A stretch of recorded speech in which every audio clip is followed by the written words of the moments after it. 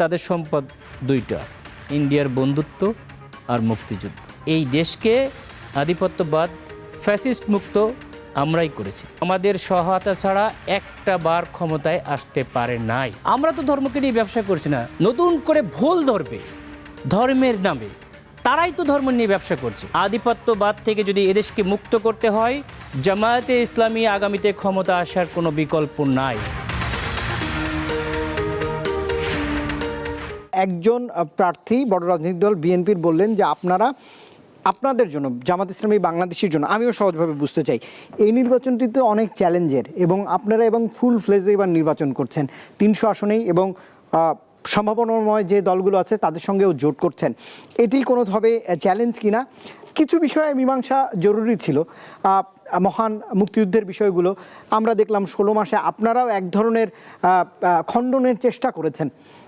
যেই বিষয়গুলো আসলে মীমাংসিত ছিল না সেগুলোতেও অনেকটাই আপনারা চেষ্টা করেছেন প্রশ্নের উত্তর দেওয়ার, খোলাসা করবার সুযোগ চাইছেন আপনারাও। আবার আমরা দেখছি সামাজিক যোগাযোগ মাধ্যমে আপনাদের দলের কিছু নেতৃত্ব এমন সব মন্তব্য করছেন যেটি অনেক সময়ই ভোটের কথার কথা, হ্যাঁ, বা সাংঘর্ষিকও বটে। আপনি আমার কাছে জানতে চাইলে আমি হয়তো সেগুলো বলতে পারবো, আপনি জানেন আমি কোনগুলো বিষয়কে ইঙ্গিত করছি। ধর্ম নিয়েও এক ধরনের রাজনীতির বার্তা এই 16 মাসে আমি অন্তত ফলো করেছি। আপনি জানতে চাইলে আমি উত্তর আপনাকে দিতে পারবো। এগুলো এখনও কি জামাতের জন্য চ্যালেঞ্জ কিনা, অমীমাংসিত বিষয়গুলো?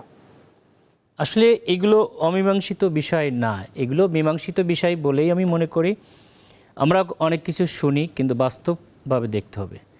আপনি দেখেছেন জুলাই যে বিপ্লবটা হয়েছে সেখানে কি বলে ছাত্ররা স্লোগান দিয়েছে, এবং কয়েকদিন আগে বাংলা বাজার পত্রিকাও একটা কথা আমরা দেখলাম যে দল এখন প্রশাসন যেদিকে নুয়ে পড়ছে, তারা লিখেছে তাদের সম্পদ দুইটা, ইন্ডিয়ার বন্ধুত্ব আর মুক্তিযুদ্ধ, এবং গতকালকেও আমরা সেটা দেখলাম।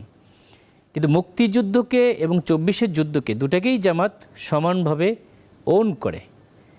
আমি পার্সোনালি, আপনি যদি আমার এলাকায় খোঁজ নিন, আমার এলাকায় আমার বাবার ভূমিকা মুক্তিযুদ্ধে আপনি খোঁজ নিতে পারেন। সুতরাং মুক্তিযুদ্ধে বাংলাদেশে যে 3টা দল আছে, বড় বড় মুক্তিযোদ্ধারা সবই এখন বাংলাদেশ জামায়াত ইসলামীর সঙ্গে কাজ করছে। 71 সালের জামায়াত ইসলামী বর্তমানে জামায়াত ইসলামী এক নাই পুরা। সুতরাং আপনাকে কোন পার্সপেক্টিভে কি বলেছিল সেটা আপনার চিন্তা করতে হবে। আর দেশের স্বাধীনতা, সার্বভৌমত্ব এবং আধিপত্যবাদের বিরুদ্ধে কারা কাজ করছে সেটা আপনাকে দেখবে। গতকালকেও আপনি দেখছেন আমাদের শ্রদ্ধেয় বীর মুক্তিযোদ্ধা কর্নেল অলি আহমেদ, তিনি খুব স্পষ্টভাবে বলেছেন যে বাংলাদেশে জামায়াত ইসলামের মধ্যে বর্তমানে সবচেয়ে বেশি পরিশুদ্ধ এবং দেশপ্রেমে উনি দেখছেন বা দেশের পক্ষে তিনি কাজ করছেন। 24-এর যে লড়াইটা ছিল, অন্য দল তো বলেই দিয়েছে যে এই 24-এর জুলাই যুদ্ধের সঙ্গে আমরা নাই, এবং গুম খুম এবং যত রিপোর্ট এসেছে, যারা চলেও গিয়েছে তারাও খুব স্পষ্টভাবে বলেছে যে জামায়াত এবং শিবির এটার নেতৃত্ব দিয়েছে। সুতরাং এই দেশকে আধিপত্যবাদ ফ্যাসিস্ট মুক্ত আমরাই করেছি, এবং যে দল আমাদের এটার বিপক্ষে বারবার টেনে নিয়ে আসছে, তারা যতবার ক্ষমতা এসেছে আমাদের সহায়তা ছাড়া একটা বার ক্ষমতায় আসতে পারে নাই। এটা খুব স্পষ্টভাবে আমি বলতে পারি। আর ধর্ম নিয়ে ব্যবসা কাকে বলে? যেমন আমি দাঁড়িয়ে রাখছি, এই দাঁড়িয়ে রাখা তো আমার ইউজুয়াল, আমার একটা সুন্নত, কিন্তু অনেকে ধরেন বিদেশে পালাই গেছে ফ্যাসিস্ট আমলের, এখন দেখবেন যে নতুন করে দাঁড়িয়ে রাখছে, বা ফ্যাসিস্ট আমলেও এখন দেখবেন যে অনেকে লিডার সামনে আসছে দাড়ি নাই, কিন্তু আগে এরকম লম্বা দাড়ি ছিল। বা যখন নির্বাচন আসছে তখন তসবি নিয়ে নেমে যাচ্ছে, শেখ হাসিনাও তসবি নিয়ে নামছিল। আবার এখন অনেকে দেখবেন যে বসে ছবি তুলে ফেসলে, এটিকেই বলে ধর্ম ব্যবসা।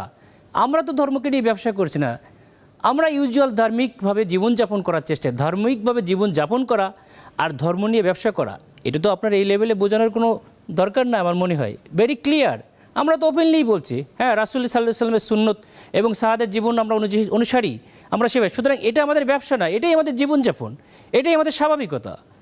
যারা নতুন করে ভুল ধরবে ধর্মের নামে, তারাই তো ধর্ম নিয়ে ব্যবসা করছে, এবং তারা সব সময় এটা নিয়ে বলতে থাকবে।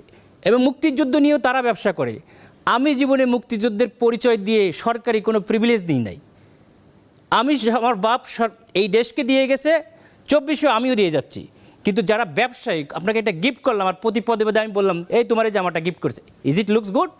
নেভার। আপনি নিঃস্বার্থভাবে দেশের জন্য করবেন, এটাই মুক্তিযুদ্ধের প্রেরণা। রাজাকারের কথা বলেন, এদেশে তো জরিপ করে বের করেছে কোন দলে কত রাজাকার। তাহলে রাজাকারের দল তো তারাই। বাংলাদেশ জামায়াতে ইসলামীতে হার্ডলি ভেরি ফিউ। এবং বর্তমানে জীবিত যত বীর মুক্তিযোদ্ধা আছে 80% জামায়াতে ইসলামীর সঙ্গে সম্পৃক্ত। মীর মুদাচ্ছের আলী বলেন, আরও নাম না জানা আরও অনেকগুলো আছে। অন্তত আপনাকে 500-600 মুক্তিযোদ্ধা যারা জীবিত আছে, all are working with the Jamaat-e ইসলামী।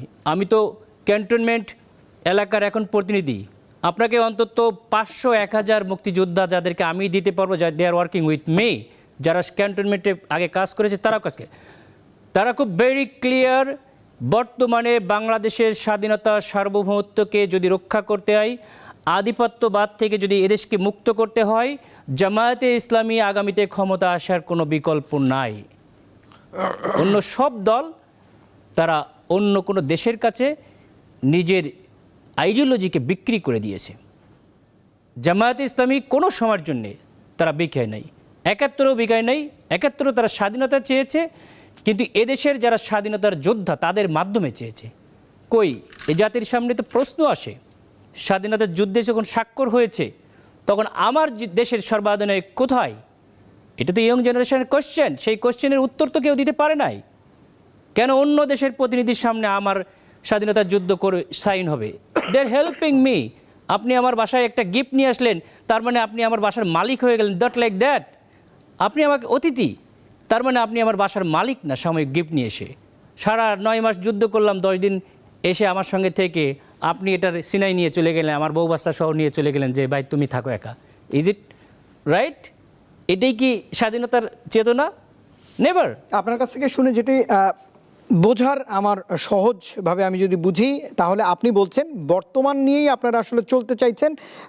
বিগত দিনের ভুল সেটি হয়তো আপনারা স্বীকার করে নিচ্ছেন, কিন্তু বর্তমান জেনারেশন যে 4.5 কোটি ভোটার, কিংবা এই যে যারা একদমই ভোটাধিকার থেকে বঞ্চিত ছিল, সেই মানুষের কাছে জামাতের যে মেসেজ সেটি ক্লিয়ার, ভেরি ক্লিয়ার। এবং ইয়ং জেনারেশন এক বাক্যেই জামায়াত ইসলামীকে ভোট দেবে। সেটা 4টা সংসদ নির্বাচনে খুব ক্লিয়ারলি তারা মেসেজ দিয়েছে হোয়াট দে ওয়ান্ট। তারা কাদের সঙ্গে আছে? বিভিন্ন দল কাগজে কলমে এবং জরিপে আছে, কিন্তু প্র্যাকটিক্যালি ছাত্র জনতা বিভিন্ন ছাত্র সংসদ নির্বাচনে দেখিয়ে দিয়েছে। এবং আগামী ইলেকশনেও বিপুল ভোটে জামায়াত ইসলামীকে তারা জয়ী করবে এবং বাংলাদেশে ডাক্তার শফিকুর রহমানই প্রধানমন্ত্রী হবেন ইনশাআল্লাহ, আমি আশাবাদী।